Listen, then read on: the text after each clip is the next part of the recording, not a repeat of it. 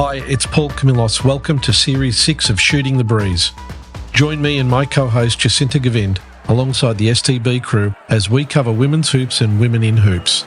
We'll share conversations and get a little deeper with inspiring players, amazing coaches, and the legends from behind the scenes. Especially in this series, we'll be talking to dream chasers that give it their all and lead with their heart.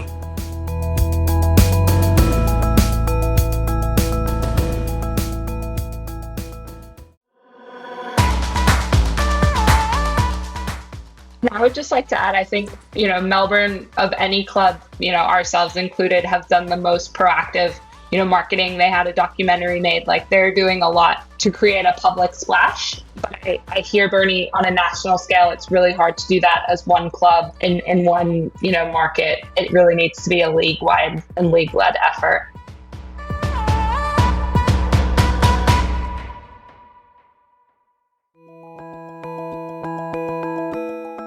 In our next Dream Chasers installment, joining us are two female powerhouses behind some of the biggest clubs in the WNBL, Bernie Dodd and Victoria Denholm. Bernie is an executive director and an integral part of the Melbourne Boomers ownership group, and Vic, the president of the Sydney Flames, both join us in an insightful look into their roles and their perspectives. We're grateful to hear from two impressive leaders working hard behind the scenes while representing clubs that are fierce rivals on court. They also work alongside each other as they grow investment within the sport. In their roles, they elevate women's hoops and create pathways for females from all walks of life to participate. Their priority is to support their teams and tribes, but what becomes clear and compelling is that their collective passion for the sport at all levels opens doors to so many possibilities to grow women's hoops. Enjoy. Welcome to Shooting the Breeze. I'm joined by my co-host Jacinta Govind, and today we are joined by Bernie Dodd, currently the head of People, Finance and Admin for the Melbourne Boomers and a founding member of the current ownership group. Also joining us for a second time on the show is Victoria Denholm, CEO and Director of Wallamai Capital Group, co-owners of Hoops Capital and President of the Sydney Flames. Bernie, Vic, thanks so much for joining us on the show. Thanks for having me. Great to be here. Again. Okay, so initially we'll just talk to each of you individually and then we'll sort of get into some of the more common items that you're both dealing with. Vic, like I said, welcome back. And it's really interesting. You've come from a really strong investment and finance background. When you were working in that space, did you ever think that you'd end up being involved in sports and holding the role of president of the Sydney Flames? I maybe in my wildest dreams imagined it, but realistically, no. Sports was always a passion. Women's basketball was always a passion, but never a career path. And kind of decidedly so. I think as I was, mapping out what I wanted to study in school and the career path I wanted to go on, it was very far away from the world of women's basketball. So super excited to be here and super excited to bring kind of that outside perspective into the role and what we're doing with the Flames. And I think, and correct me if I'm wrong, but you're coming with a very unique skill set and a unique view from the point of view of, the venture capital world. When you first looked at the Flames, what did you see and what were the things that you wanted to tackle from a commercial point of view with the team and the organisation? And what did you want to sit back and do the wait and see and look and think about? Yeah, great question. I think for us and the more I dive into it, the more parallels I see between, early stage tech and where we are kind of sitting on the landscape of time in women's sports and women's basketball. I think from a, overlooked opportunity perspective and underinvested in, I think, there's a lot of parallels. And so for us to be able to invest and grow the business and grow the commercial side was really kind of the lens we took and really where we think we can add value and where I think I can add the most value from, connecting women's basketball into different parts of the ecosystem and different parts of my network that, didn't know who the Sydney Flames were. There's so many conversations I have with my Wallamai hat on that people think the Sydney Flames are a netball team or a softball team or, what is that? And so for me to even have those conversations where it's kind of hey, this is a cool thing that we're doing. Let's bring you along for the journey. And the implications of that on a commercial perspective, I think, are really, really exciting.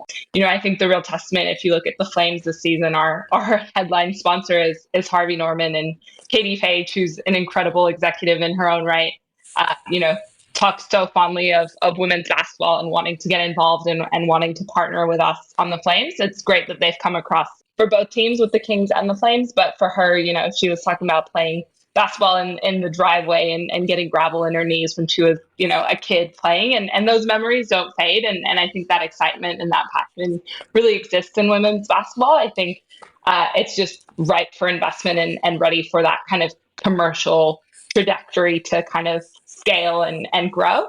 And so that's kind of where I really spend my time and energy and focus. I think the kind of let back and learn from the experts is definitely on the basketball side of things. I've, been a lifelong fan, but I've never been in a basketball role. And so kind of deferring to, Guy and Chris and some of the seasoned women's basketball experts on that side of the equation, and then really kind of leaning in and focusing where I can add value on the commercial side. Being involved with Hoops Capital, which means ownership of the Kings and the Flames, you'd be seeing a lot of the contrasts between the NBL and the WNBL and the game from those different perspectives. What have you learnt from the NBL that's applicable to the WNBL, and also vice versa? Yeah, I think it's so hard not to compare the two in our structure and in our model. The biggest takeaway from the NBL and the WNBL is, the NBL was where, if not worse, the WNBL was, 10 years ago, right? Like they were bankrupt. There was, so many issues in clubland, and then got all this external investment. Larry came in and really kind of helped navigate and push it past that difficult period. I think the WNBL is unfortunately in that position where, there's not a lot of, money or resources at either a league or club level. And I think that really needs to change. And I think there's a lot of learnings across the two that could kind of, learn from things that worked well and learn from things that didn't work as well, and kind of find that, happy path forward. I think some of the interesting things from a basketball perspective, you always kind of compare. I think the frustrations of not having, challenges, for example, with referees in the WNBL this season, whereas, the NBL has implemented that quite successful. Different rules like next stars and some of the things that the NBL do really well. I would love to see more innovation from a WNBL perspective. But I think some things that the WNBL does really well is there's, some really authentic, really passionate WNBL fans that have, kind of been there since the beginning. And I meet a lot more WNBL fans who talk about, the 90s and the early 2000s. And maybe that's just the audiences I'm talking to, but they've been there since those transitions. Whereas I think, some of the NBL fans are newer to the party. There's definitely some rusted on Kings fans as well. But I think the passion that exists in the WNBL is something that NBL can really tap into as well. So moving on now, we'll just come across to you, Bernie. You have had a hands-on sporting role previously with Brighton Soccer, and you do have a finance background as well. So I'm curious, talking about Brighton Soccer and your commercial experience, how were those skills able to translate for you to be able to successfully negotiate equal access to facilities for the female athletes at Brighton Soccer? I think it really comes down to my style of the way I operate. Going into a soccer club which was male dominated and trying to forge a bit more space for girls and women, I think for me it was about getting all the information I needed, forming really good relationships with all the people at the table, making sure I was there at meetings and discussions. I think I did a lot of listening before I stepped forward with ideas and plans that I thought would, make the club actually a nicer place to exist in for both male and female participants.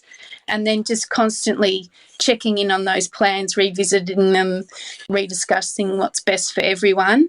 Yeah, I just think not rushing in loudly, that's not my style. I'm more of a solutions-based operator.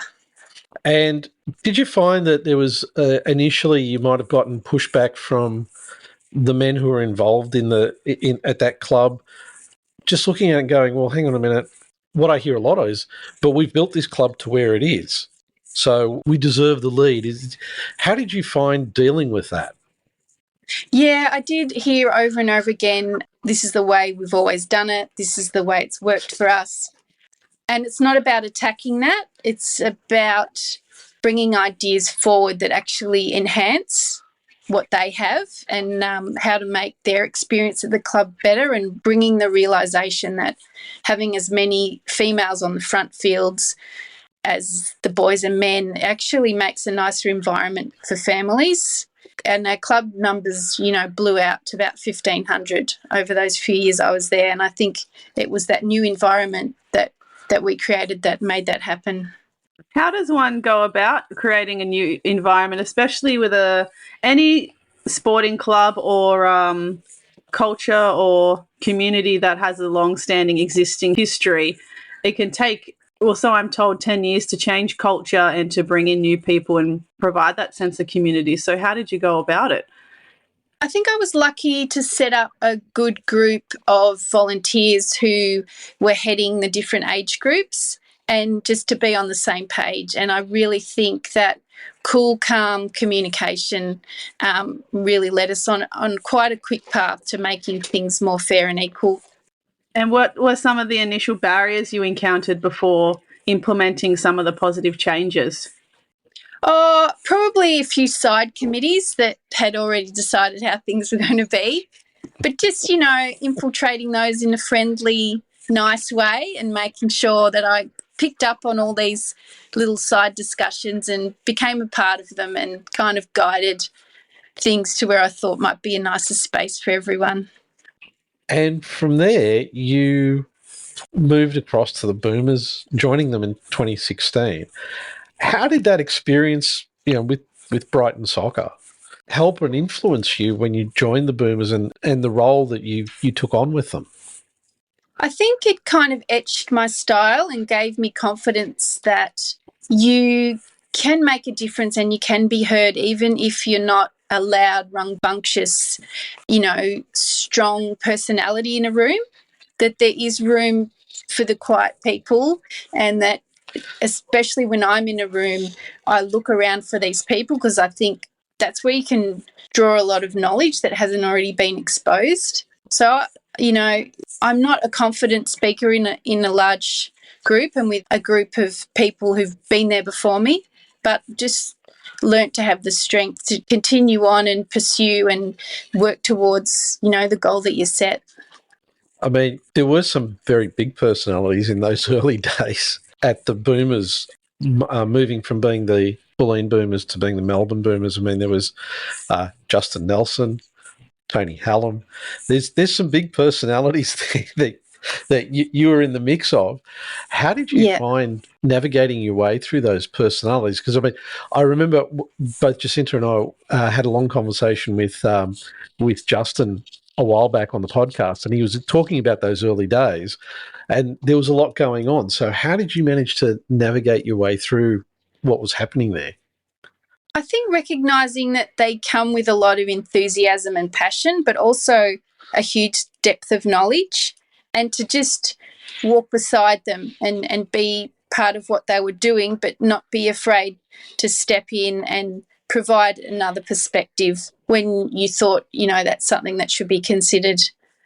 Okay. And you've come from, again, finance, and you bring a lot of unique skills. And I think one of the things that maybe the listeners may not fully understand is the complexity of the financial picture for a WNBL club. So things like, how important are ticket sales to a club? How important is the sponsorship? Look, initially in our first year or so, we really focused on our brand and our image and our reach. And so we gave away a lot of tickets and really got by each year by the skin of our teeth financially. But now we really rely on ticket sales and memberships and sponsorship because we've elevated what we provide for the players, so they really are existing in a professional sporting environment, and so we need cash. So, nurturing relationships. If you connect with someone who loves who you are and what you do, whether they put in $1 or 10,000, you really nurture that and bring them along with you, and hopefully, there's financial assistance that comes with that effort. And maybe a question a bit off script, but on the similar topic for both of you, because you both have very unique standpoints with WNBL clubs. A current WNBL player went on another podcast and was speaking about the recommendation of pairing up WNBL clubs with NBL clubs in the same fashion that AFL and AFLW does. And while that sounds very easy and great to do on paper, they did touch on that there is probably a lot of things behind the scenes that would perhaps make that plan not so easy. So given your experience, Bernie, what would be some of the pros and cons of implementing something like that? The pros, definitely exposure and collecting the same crowd to take along with you, so you would get a double draw of your fan base. So you would hope then that your stadiums would be filled for the NBL and WNBL games. There's more money around in men's sport, so leaning on that would be good at this point in time. But I would hate to see a loss of identity and the recognition of how spectacular the women's game is, and the mind and body game that women play is quite different than the men. So I would hate for that to be lost in a 2-for-1 package type existence. And Vic, same question, given that Hoops Capital is already pretty much doing that, where the NBL and WNBL clubs are brother and sister clubs working under the same network. Yeah, I guess I'll jump into what Bernie's saying.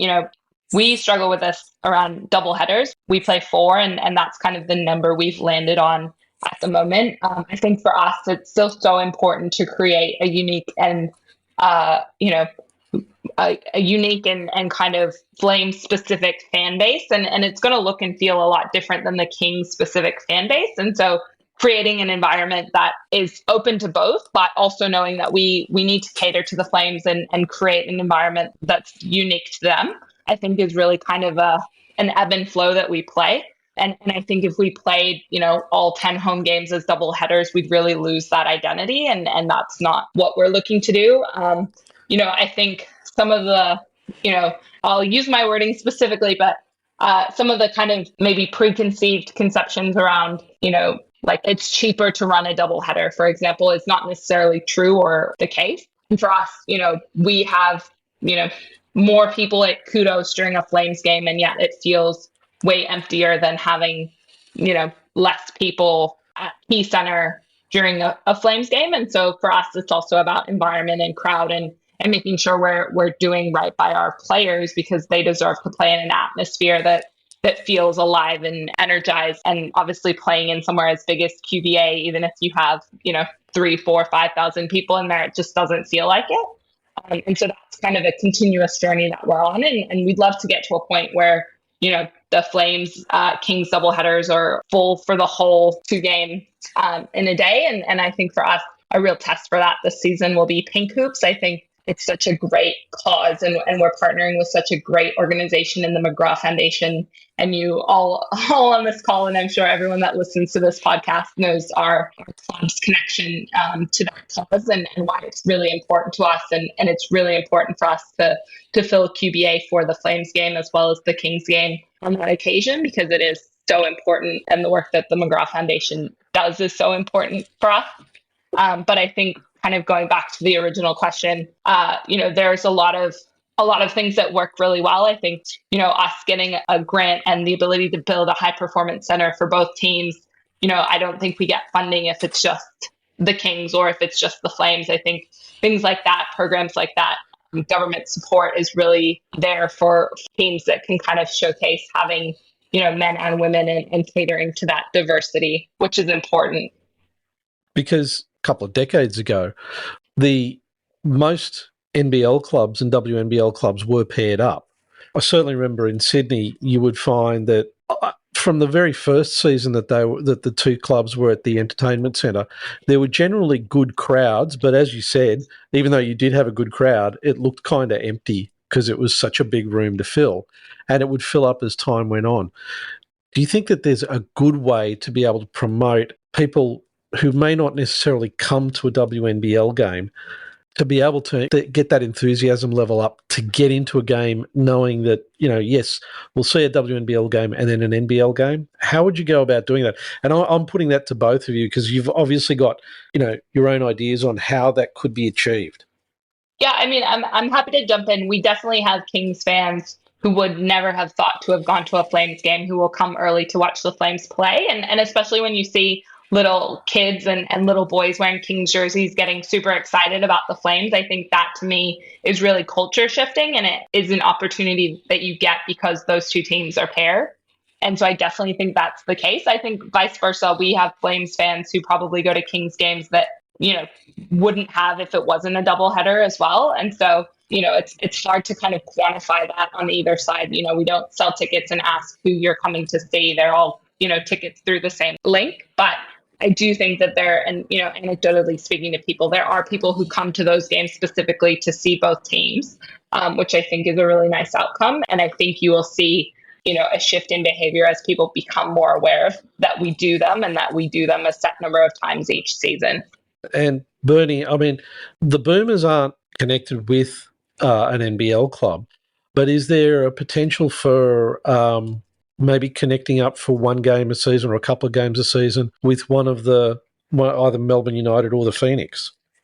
Yeah, we've had a few short discussions about that. That's definitely something that could happen. It just needs a bit of planning, I think. The NBL season is planned a fair bit ahead of ours, and it would be good. It would be good to do.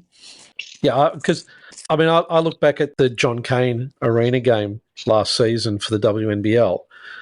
There's obviously an appetite because that was a full house.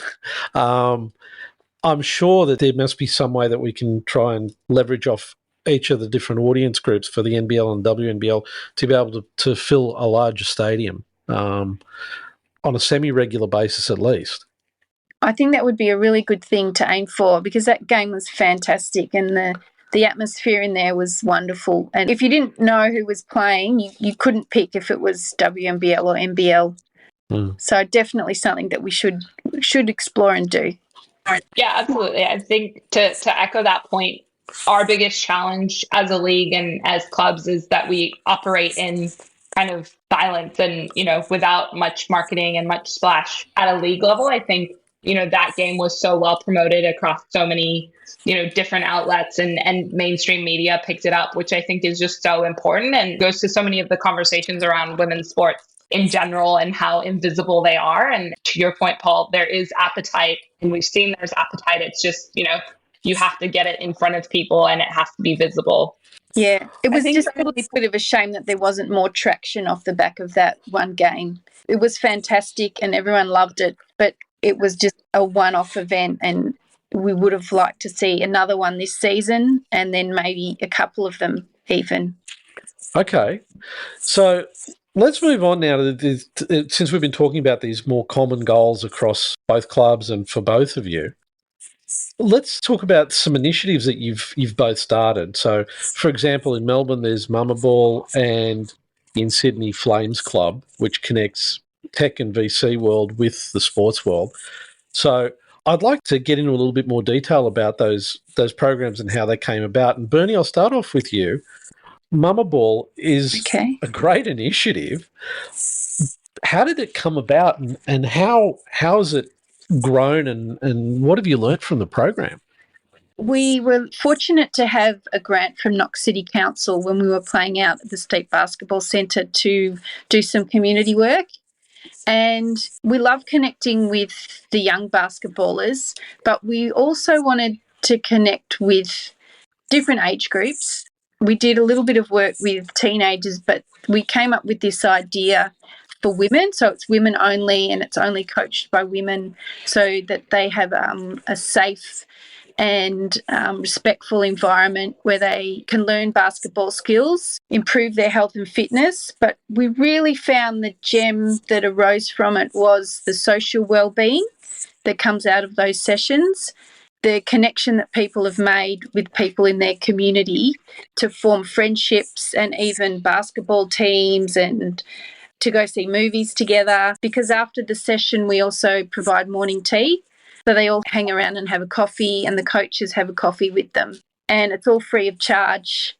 We fund some of it. We get some other funding as well, which we're very grateful for. It brings us a lot of joy and we are so glad to be continuing it.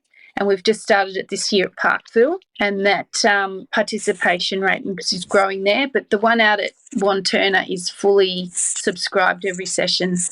Wow. How many people are in do you support or do you handle for each session? Out at Knox, we have up to 30, and it's interesting because they're various socio-economic backgrounds. So it's really nice that this gives some of those women the opportunity to come out and do something for themselves that they wouldn't have the money to afford to do. But no one in the room knows, who could afford to pay for that session and who couldn't. And how did you target? It's a very specific group and certainly a group that gets forgotten in basketball and I suppose group sport and community sport in general. So how did you go about, recruiting mums to come and train? Just through social media and through connecting with the council, local council, different basketball Facebook groups. Yeah, just intertwining word of mouth, and then people will bring along a friend or someone from a certain basketball club will see the post and come along, and then the next time they bring someone else. So it's a really vast network of people. It's not like everyone who, was connected already will come along and take up the spaces. So it's a new beginning for people to have a new social network, but also something that's good for their health as well. Because I imagine it's something that a lot of people and a lot of mums would feel reluctant to join by themselves, whether they had a playing history or not. So what was the percentage of people who would come and participate? How many of them actually came with a friend or in a small group? Probably half and half. We get quite a lot of people who do come on their own, and some who've never played basketball before and others who played as a kid. So our coaches are really good at adapting the session every single week around who they see is there and who's coping with what they're teaching and how they can adapt each skill to elevate someone and bring, simplify a drill. Like, they're just great, our coaches, and they're all either current or ex-WNBL players as well. So they've got pretty good skill set to draw on to teach. To me, that sounds like one of those initiatives that probably is going to have more impact than people realise, because you're not just getting people to play and learn to play, but you're basically building a community around basketball, which then leads to, as you said, they go and see a movie, they'll catch up for coffee or whatever it is. So there's more going on here than just the basketball aspect. Were you surprised by how that aspect of the program took off? Absolutely surprised and delighted, because we just thought, well, probably there's mums out there or even people who aren't parents but want to get out of the house and meet new people, that maybe basketball's a good conduit to get out of the house. So what it's brought to the participants and to us providing it, we've just loved it. It's just expansive. Okay, now Vic, I want to talk about the Flames Club a little bit, because you've taken a very different direction. You've connected the tech and VC world with the sports world. I could honestly say from one of the CEOs that did join you at the event not that long ago, they were very impressed. I have to do the quick shout out to Joanne Cooper from World Data Exchange, because the feedback she gave on that event, it was really great. It was not only do you get to meet and speak to people from your world, but then you're also getting to see what's happening with the team on the floor and seeing things that potentially can be used in the corporate world and corporate life. How did the idea of the Flames Club come about? And how's it been going for you? Yeah, thank you, and thank you for that feedback. It's always nice to hear positive feedback about what you're doing. I think Flames Club kind of came out of two things. One, I read an article about the number of deals. I think it was the number of deals that men do on the golf course and footy games and things like that. And I touched upon it earlier, but there's so many parallels between women in sports and women in the business world. For me, the area I understand and exposed to the most is the venture capital and tech world. But, a lot of it's just access to networks, and capital is really kind of the main differences. And so for me, it was like, how can I bridge, that statistic around, all these deals that get done that a lot of women in that world just aren't in the room to hear. But also, how can I bring it together with the Flames and a world that, I see a real appetite for? And so that was kind of, the idea I'm thinking about it. I think even, there's so many great connections that I see, and the authenticity of bringing a group together in a fun environment that's out of left field for a lot of them. Like I said, most of the women in Flames Club, have never watched basketball, let alone been to a game. And so for me, that's really, really exciting, and creating new authentic fans. I mean, we all have been to many WNBL games, and for me, it's so rewarding to see first timers come, because that passion and excitement re-energizes me. Even in games where exciting game, not exciting game, when you see someone see something for the first time, it kind of, you're like, wow, this is actually really, really incredible. And so for me, it was a lot about kind of bringing those two worlds together. I think there's so many other ways and things we're gonna evolve into, but for me, it's just been organic to date, and I think it's worked nicely. I think the other kind of real glaring fact to me that Flames Club can help address, right, is the number of our players who have second jobs right now, or who will very quickly post retirement from WNBL be starting their career. And if Flames Club and the amazing women in that ecosystem can help bridge the gap for some of our players from a career perspective, I think that's also an incredible benefit. I can only imagine, going from a professional basketball career to another career, but I think that startups and the team environment in that world are very conducive, and a lot of the same skills. And so for me, that's the kind of other, exciting thing of bridging these two worlds together. Now, before I kind of get into other initiatives that you guys might have in the pipeline, I want to talk about the league and the sport itself. Now, you're both involved in trying to work on solving issues that move the sport forward. Can you share with the audience what sort of issues are being looked at and addressed, and what are the outcomes that both of you see will be the best way to grow the sport at that elite level, while we're still supporting and bringing the grassroots along on the journey as well? I think, do you want to go first? Yeah, people who are interested in the basketball world probably read in the papers last year that the WNBL lost $6 million the year before. That's across all the clubs and the league. So it's time for more money to be invested. So Vic and I are involved in helping the league steer towards, how do we make that happen? How do we help the clubs exist financially and thrive, so that they can ensure that these amazing athletes are getting the professional environment that they deserve to work in, and also the paycheck to take home. So that, it's kind of a point of help and need for something to change. So, it's really great and exciting to be part of that decision-making process to hopefully elevate and lift that to something better for the players and the league. So how do we do that?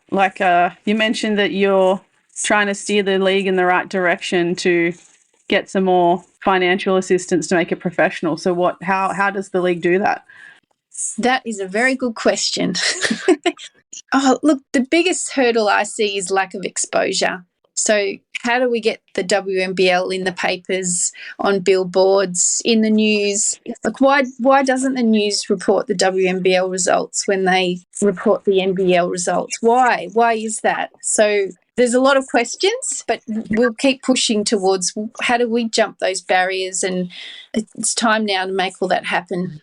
Something I was reminded of on the weekend is that there's a unfortunate disconnect between the WNBL and grassroots basketball, or even clubland basketball at the junior and representative level. So on the weekend, I met a lot of different women from different New South Wales associations with different roles in those associations.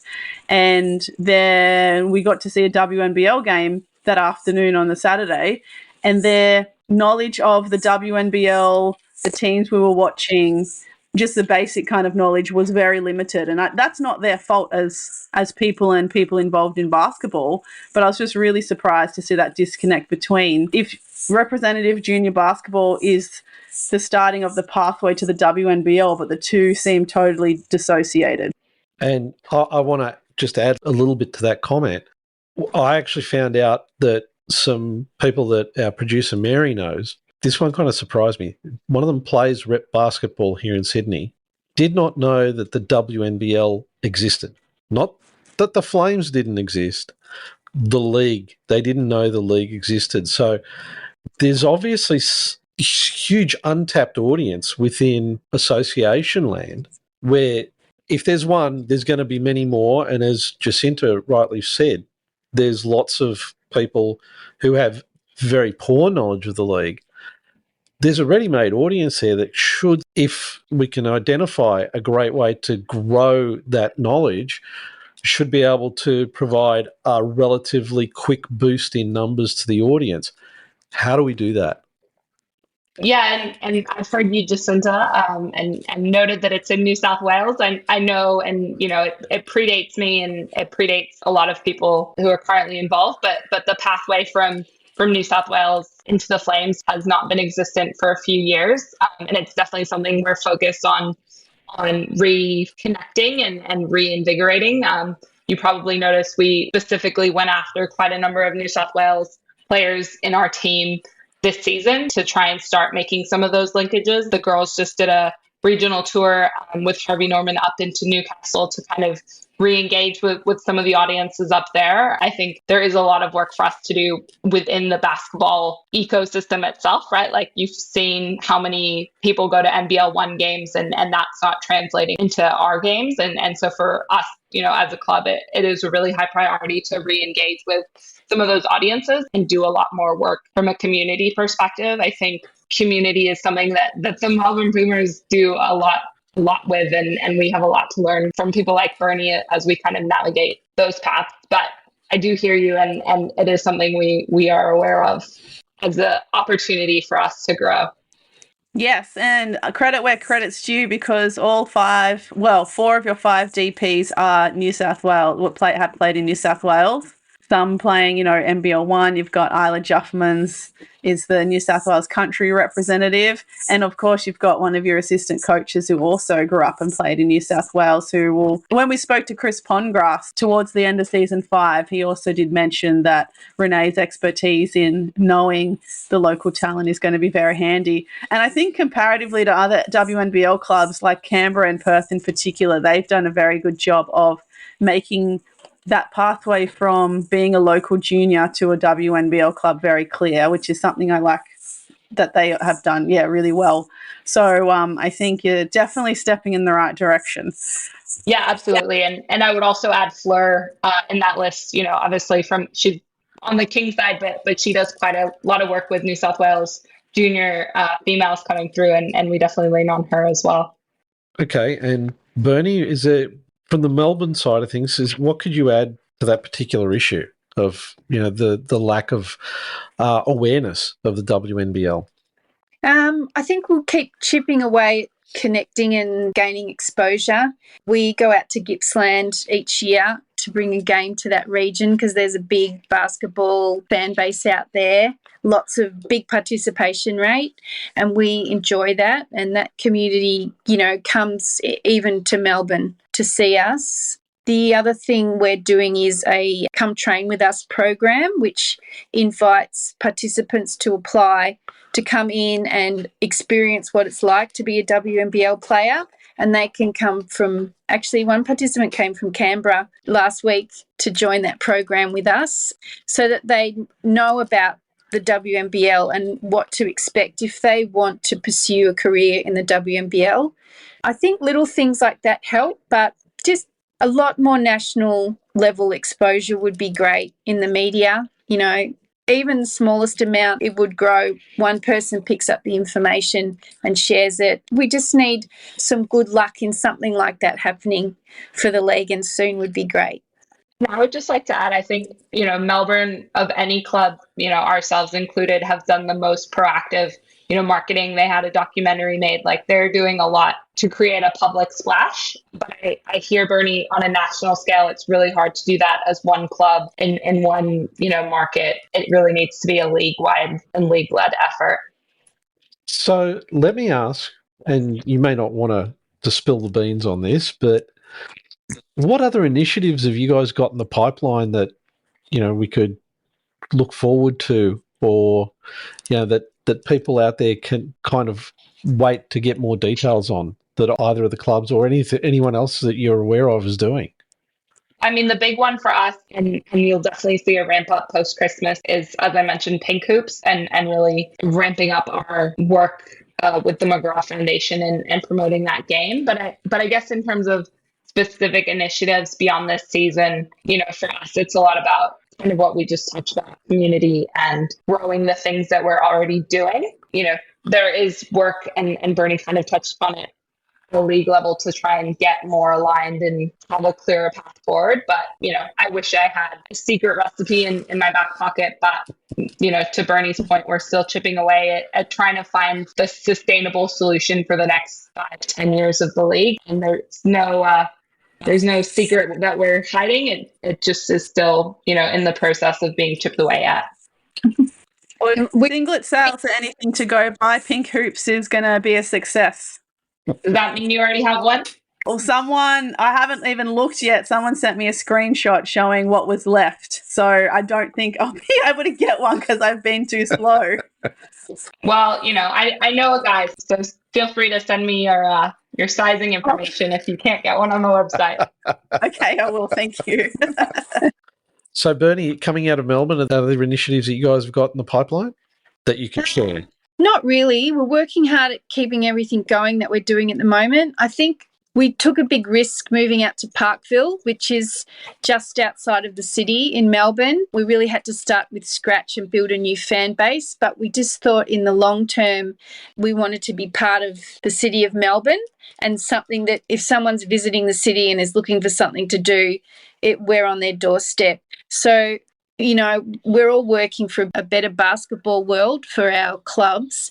And sometimes you just have to be a little bit brave and put yourself out there and do these things. I think it's paying off for us, and we are enjoying being out there at Parkville. Okay, that brings up the obvious question, because what you mentioned that, you've made a big shift away from where your traditional fan base was. How did that go down with the fan base? And more importantly, how much of your fan base moved along with you? We got a few fans who were quite upset and said they would never come to Parkville. But then on the flip side, many have, and they've realised it's not that far. It's quite easy to get to. It's a lovely stadium. The big draw card is the facilities for the players. It's a really wonderful stadium and everything's there. All of the training pre-game and after-game recovery stuff is there. So I think from a professional athlete perspective, it was a good move. But yeah, I think we've managed to drag a lot of our fans with us. So I think it's worked. And I've got some feedback to share, Bernie, from the fans, not related to the venue change, but related to the memberships. A couple of Melbourne Boomers members have let me know that the membership packs were really, really good this year.